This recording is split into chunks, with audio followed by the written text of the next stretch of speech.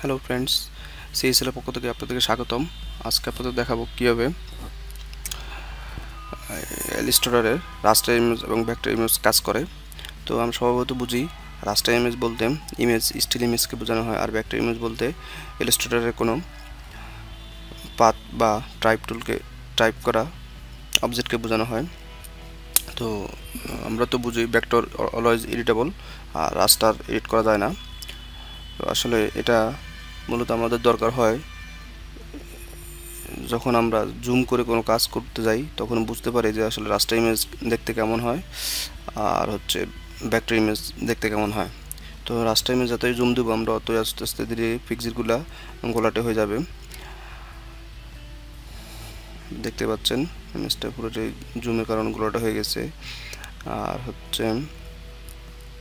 Vector ইমেজটা যখন zoom দিবেন সেটা তার রেশিও অনুসারে বড় হতে থাকবে, সেটা কখনো গোলাটা হবে না। এটাই হচ্ছে মূলত ইলাস্ট্রেটরের কাজ করার সুবিধা। তো আপনারা বুঝতে পারছেন রাস্টার এবং ভেক্টর ইমেজ কী বা কীভাবে কাজ করে।